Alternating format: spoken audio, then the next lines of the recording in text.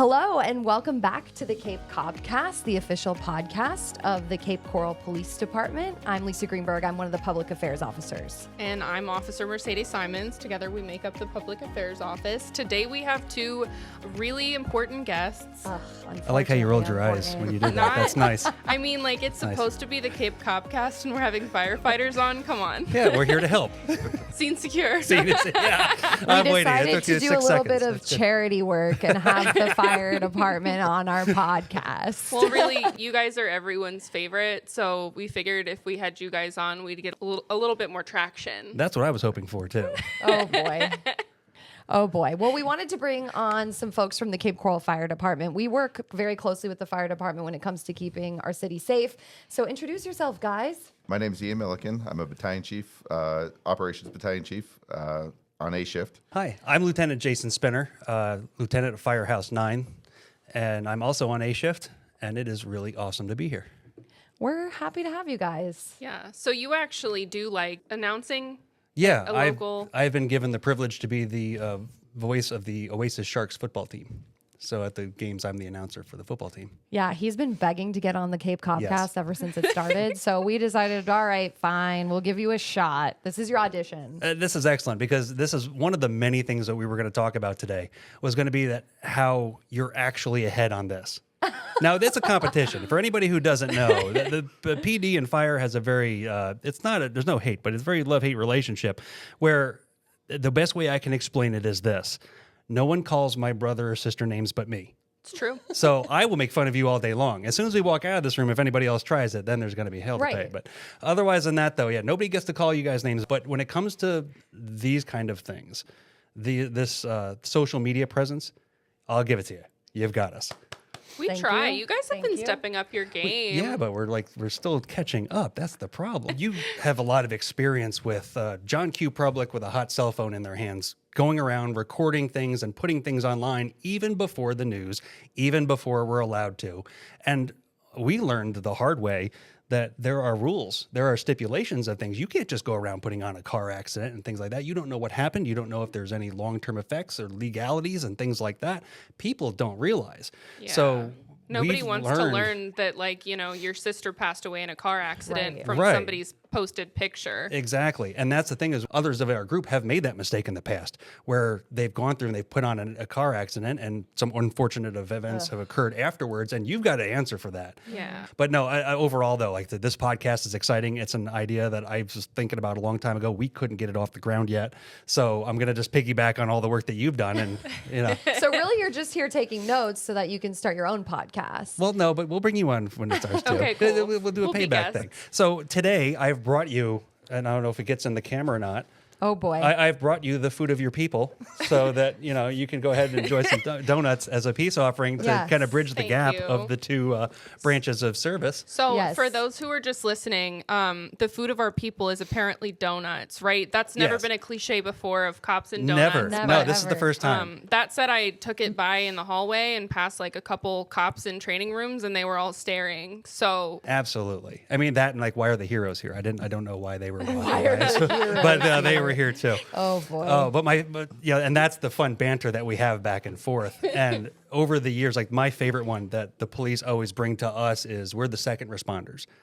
The first responders are the ones that go in and clear the rooms and make sure everything is safe. So I can bring my Band-Aid box in. Yeah, I can bring my Band-Aid box in, and I'm just going to take the thunder away from you on that. Look, I will say I've gone to a house.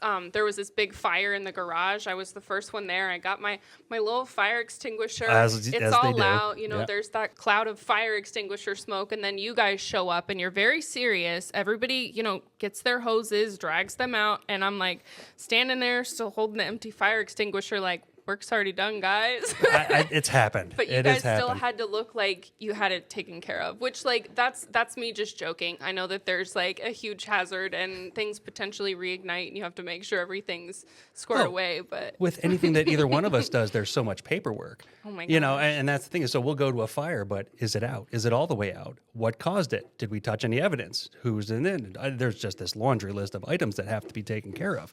So it's as much fun as it is to go in there with, you know, the extinguisher, which you must buy great extinguishers, because that's like the first thing that comes out every call. It's right in the trunk. You just off you go, extinguishers. And now there's these empty canisters laying all over that I'm tripping on trying to get in the house.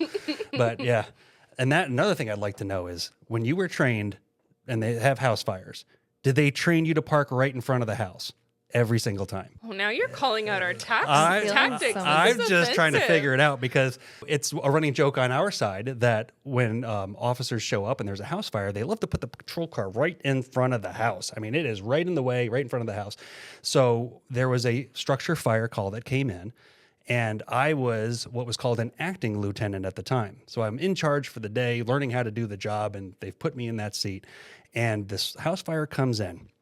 And we were doing a pre-plan of a grocery store at the time. So you hustle up, you get to the truck, I'm all excited. And we have little computers like you guys have, and you open up your MDT computer and you're looking at it. And I'm going, oh, where this address is, none of those trucks are available. And I'm like, oh, we were going to be second. Oh God, we're going to be first. Oh, this is going to be big. So we start driving there, and simultaneously in my mind, the visions of grandeur are coming. There's going to be parades, and they're going to make a statue of me, and this is going to be my day, and this is going to be excellent. So we go through the meander through the streets, and just like clockwork, I come around the corner, and there's a cop car right in the way. I go, this must be the house. I pull up. What happens next doesn't actually happen. In my mind, I looked at this house, and I saw smoke. I swear, on the box of Dunkin' Donuts, I saw smoke. And I get out of the car, or I get out of the truck, and I start to do what we call a 360. So we walk around the house, and people are stopping me. Hey, what are you doing? What are you doing? I said, I've got this. This is my moment. And I'm going around the house, and everything is making sense. Cop in the way. Old couple is walking out of the front of their house. They're like, what's going on? I said, just relax. Your house is on fire. Your neighbors called it in. I'm here to put it out. Everything is going to be fine. And I'm going around, and things are going to be excellent. And I come out to the front, and everyone is standing there staring at me. And I'm at the wrong house. It's funny, and all first responders have done it. Like, there has been at least one time that we've just ran into the wrong house, not checked the number, because we were just like so excited to get there. We thought we had it. But no, usually we don't park right in front of a house, because just tactics wise, it's good to kind of see what's coming, what you're walking into when you're coming up to a house. Yep. But I don't know, they might have been a little closer that day because you guys block off the whole road. Yeah, these are big trucks. They don't buy us the small trucks anymore. These trucks are exactly as wide as a lane is wide. Yeah. So. Did you guys bring two of you because it takes two to drive it? That's right. Yeah, we do everything in pairs. Firefighters do everything in pairs. That's actually smart. We do too to some extent. And that's something that I've noticed too. Another one of the fun police PD fire stories that I have is, once again, they sometimes put you by yourself, except for when you're new. A few years ago now, we go on a call late at night into the southeast corner over there in One's district, right? So they have two officers come together, and one is brand new, like first night on the job, and he's not wearing a name tag. I look at him, I said, what are you doing? He says, what do you mean, what am I doing? I said, you're not wearing a name tag. No one's going to take you seriously if you don't have a name tag. So we start going on the call, and I need his attention. I don't know what his name is because he's not wearing a name tag. So I just called him Serving Since Tuesday. Because that's what on the badges, it has their name, and then below it says Serving Since 2006, 7, whatever year. And I said, well, Serving Since Tuesday's over here, and I need his help. So we have to go bring him over. And he answered. I said, Serving Since Tuesday. And he turns around and he looks. I went, that was perfect. This worked out great. So we have fun. I mean, it's a very serious job. What we do is important. It's those moments that we have and the relationships that we build over the years that really makes it special. And I think that's the one thing that we build over the years is that rapport where we can see each other in public, take off the uniforms and put on regular clothes. And I still you have that look, you know each other. Oh, and it's always fun because we do have that banter. But I don't know that it was always that way historically between cops and firefighters. I think it was once we hit 9/11 that things really started to change. You kind of realized the need for each other. You had cops pulling firefighters out, firefighters pulling cops out, and it was just that connection ever since. So I think we've done a great job of maintaining that relationship and really building things further. Yeah, and it works really well. And it's something as dynamic as our city is that we need to have that communication and have that relationship. When we were faced with something like Hurricane Ian, I mean, it was so imperative. We had an instance, it was on Pelican Boulevard where my firehouse is, and they were building a house, and then there's a porta potty out front. I look over, and there's a squad car parked next to the porta potty, and the officer is in the porta potty. Now, I don't know names, so we don't have to worry about it, but whoever's listening and watching the show, you know who you are. I saw that and I went, this can't be. This cannot be a thing. So I reached out to, at the time, union president, and I told him, I said, I just need you to put a message out that if any of the officers in that district need to use the bathroom, use the office, have a cup of coffee, just go in the air conditioning. I have these facilities and I love that relationship. And for like a few weeks, they even had like the changeover meetings in the parking lot. It was really cool. So that invitation is still open. Yeah, that invitation is still open. Yeah, coming from like the female perspective of gas station bathrooms are not a place that I would choose to frequent. Right. They are not it. So I love the firefighters and your stations because you guys are pretty clean too. No, absolutely. And that invitation is open. I'll just leave a couple pieces of toilet paper on the floor just so you know that the pigs were there. I tell you what, if you'd like to bring a peace offering, I have an idea. Because here's another one of my police gripes. Are you ready for this one? Oh boy. Once again, on top of doing amazing social media work, the amount of food that you guys get is absolutely unbelievable. Every time I check the messages or every time I'm on social media, I'm like, oh, look, they got pizza, they got subs, they have Mission Barbecue, they have all. I'm like, where is all this coming from? I'm sorry. That is amazing. We don't have all the downtime to just cook all our own meals as a I am family. very busy. There's a massage chair I got to get to. I've got to get to it, but I know. You guys have your flat top grill like every morning ready to go. It's called operational readiness. It's called word glitter, and I have one for everything, so it's going to be fine. But otherwise, that amazing amount of like the food that you get is over the top, and I'm going. I like pizza. Where's my pizza? I don't get pizza. Do you guys not get brought? I actually don't know. See, I really not by the volume. No, not at all. But close to the volume. We have very wonderful citizens that, especially during the holidays, do want to take care of us. Right, and you guys are just so strong. You need all the protein you can get. Absolutely. You think we're over here just carrying the load of this whole place. You gotta. Yeah, the weight of the city is on your shoulders. It is. It's like Atlas. You remember Atlas? He's sitting there like this. That's kind of how I feel every third day. That's how you feel every day. Every third day. Yes, every third day. Naps, workouts, and protecting the cops. That's right. That's what we do. See, I don't know how you eat all the eggs and bacon and then still bring yourselves and all that equipment up the ladder. So it is. There are days. Well, and there's been times in my career where I've eaten too much, and that's something you learn, right? Oh, yeah. Police work and fire work, and I can only speak for the fire side of it, it is a job more entailed for the young men and women of our city. As I get older, I am challenged by the amount of what I used to be able to do. And if I have that big meal and I have to go to a fire, it does not go well. You have to slide down that pole? The pole is amazing. There's only 2 poles in the city, and I have one of them. And I got to tell you, went down a little faster that day. It is. You do. And you kind of screech on the way down. But I got to tell you, the poles are they're great. There's only 2 in the city. Really? Yeah. Our firehouses are interesting. They were built on certain models, and when you build a firehouse, you get the paperwork done for one, and you don't have to keep hiring architects to build more. So groups of 3 or 4, I'd say. Yeah. A firehouse, and then there's like 3 or 4 of them more that look like it, and then there's only 2 of the ones that I have, Pelican and Coronado, and they have fire poles. Wow. Yeah. So that's fun for the kids and all that when they come for their pub ed events. And I said, your pub ed events are fun too. This coffee with a cop, pizza with a cop. We actually were going to crash one.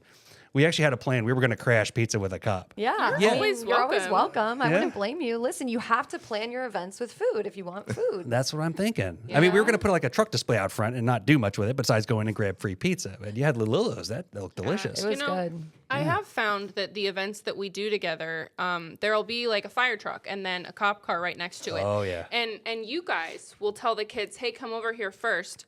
I did that to you. I did that to you 2 months ago. And then tell them to go sit in the police car. So, like, guaranteed on social media, all the pictures that I take and that we post is a cute kid in one of our police cars. Great community policing, right? Yeah. They have a fire hat on. Oh, we did that on purpose. We told them, I said, if you want this hat, you have to do this. Listen, they don't have the followers on their social media, so they're trying to infiltrate ours. We got to do what we can do. We even have some of the officers walking around in the helmets, too. Yeah, we've done that. I'm all for it. All right. What other stories did you have?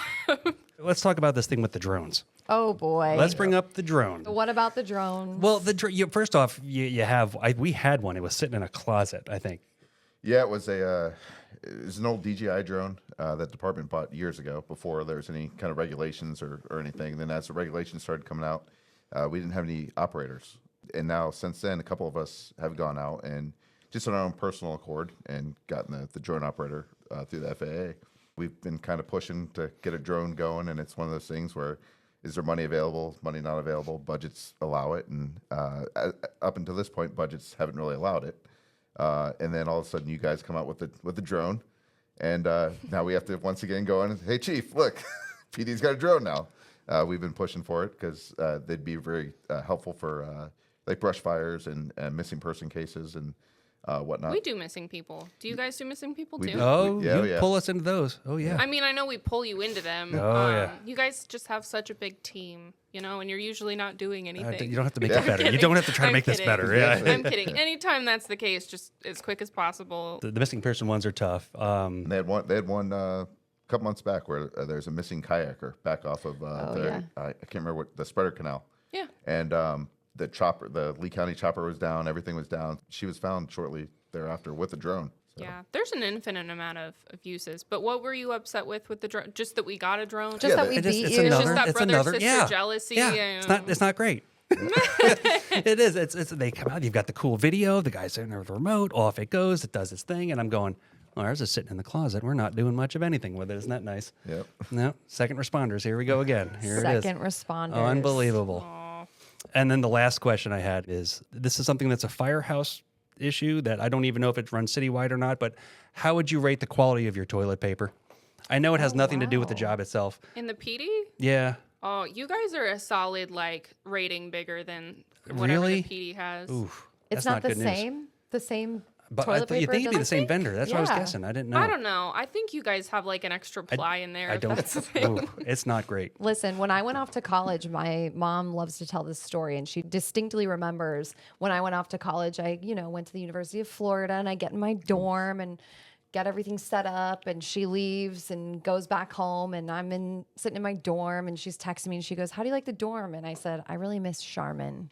Yeah. Yep. I really miss Charmin. It's those little things in life. The difference. Yeah. It really does. But what a cool facility you guys have here. Years ago, this place opened in 2009. I think this building did.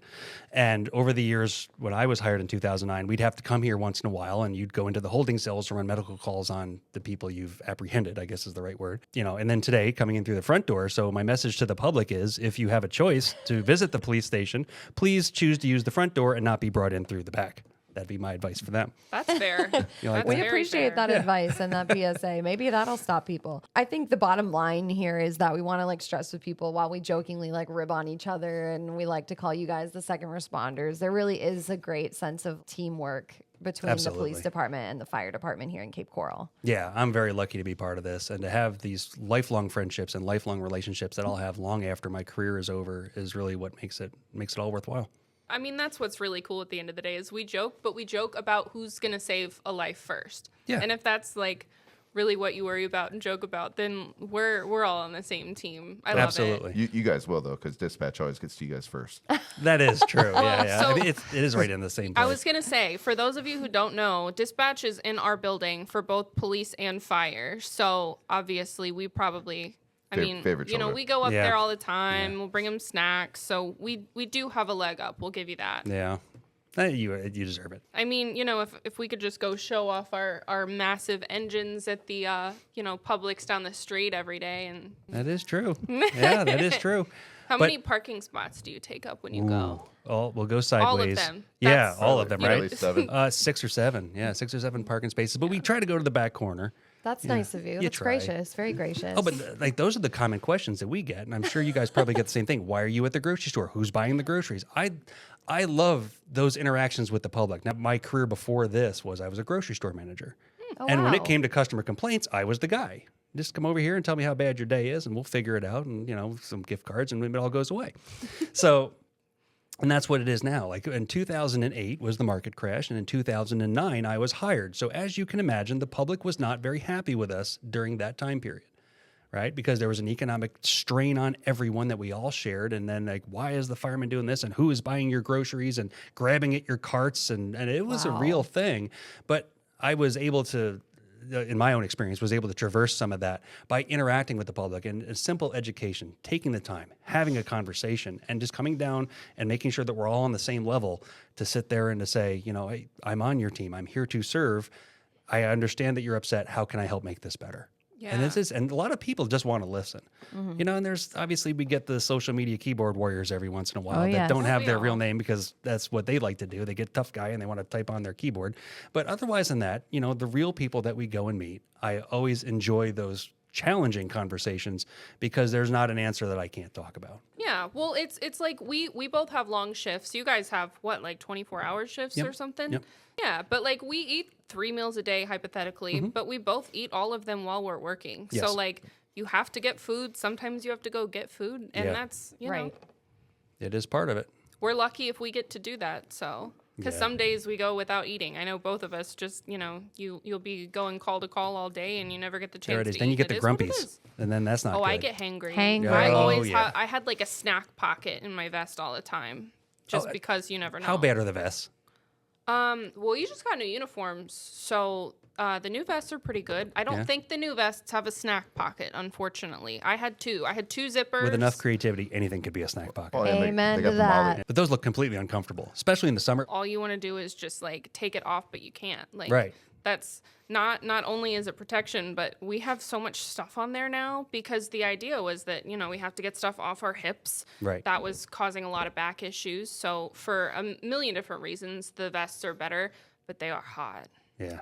Yeah, I feel for those guys who are out on the streets doing, you know, traffic stops and the blacktop and all that. Oh, yeah. And then you're looking at the guys like the boat cops and you're like, oh, they got it made. Yeah, you guys No, were on the they boat were last week, too. weren't you? We were on the boat. Yeah, that's a nice gig. But yeah, that's hot. Yeah. It's hot, but it is a Yeah. good gig. I mean, you get hot, you just start going around, Yeah. getting some good breeze. The boss has given us the eye. Oh gosh. That's your cue, I Lisa. missed We gotta. it. Probably I missed was. it. Is it time to wrap this That's thing up? he gave us the look. All right. Well, we appreciate you guys coming in and for being on the Cape CopCast, the official podcast of the Cape Coral Police Department. We were nice enough to let you join us for a little bit, get your message out. awesome. Maybe one day you'll have a podcast of your own. Maybe. And then when we do, you're definitely going to have to be on. I will say you guys are pretty funny. So You are Thank you. funny. We'll, We You try. have that. we'll be on board when you guys do get a podcast. 'Cause Absolutely. I would listen. Absolutely. Thank you so much. Yeah, of course. We'll be your 2 listeners. I'll take it. That's 2 more than I have already. So there you go. That's a 200% increase for I'm those just doing math at kidding. home. In all seriousness, you guys are doing great work and we appreciate you and we love being able to partner with you guys. Thank you so much. Thanks for coming and we'll see you next time, guys. Bye. Thank you for listening to the Cape CopCast, where we dive into the heart of the Cape Coral Police Department safety initiatives, community relations, and the insightful stories of different officers that make up our department. Please like and share our podcast. If you have feedback, you can email capepdpao@capecoral.gov. And remember to follow us on social media. Our handle is @CapePD on all major platforms. Stay safe, stay Cape.